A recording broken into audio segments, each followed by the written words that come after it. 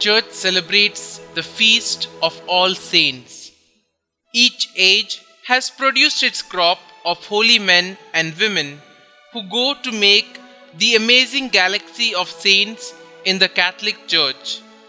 There are the canonized, the beatified, the venerable, the well-known, and the little-known, coming from all walks of life, cutting across all time frames as well as age and gender divides, some named in the Book of Saints, many others not, all too numerous to be counted.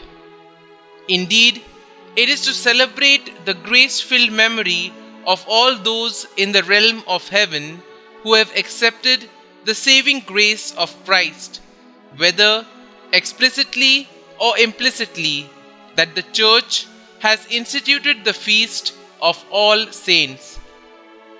The exact origin of this feast, which has been accorded the highest rank among feasts, that is, a solemnity, is unclear, observed as it has been on different days in different places.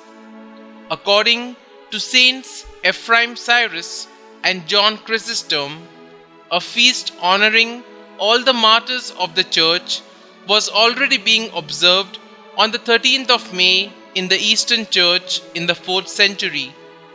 It is this date that may have prompted the choice of the same date on the part of Pope Boniface IV when he dedicated the Pantheon in Rome, which he had received from Emperor Phocas, to our Blessed Mother and the martyrs.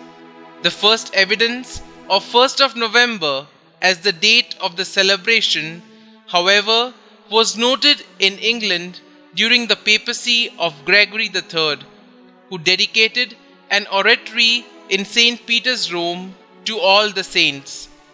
The broadening of the feast to include all the saints and martyrs of the Universal Church and its observance on the 1st of November is variably ascribed to Pope Gregory IV and Gregory VII. Among the saints who have lived and borne witness to the Paschal mystery, Mary stands out as the prima donna of motherhood and virginity because of her intimate involvement with God's plan of salvation. She is per se the perfection of the cooperation of humankind in the sacrifice of Christ.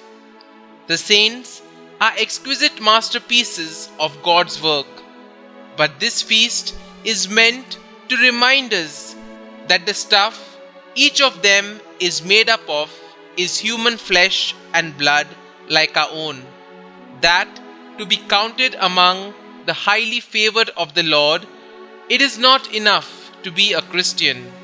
Rather, we ought to cherish in our heart a desire to achieve sanctity, to enter ever more deeply into the death, resurrection mystery of Christ.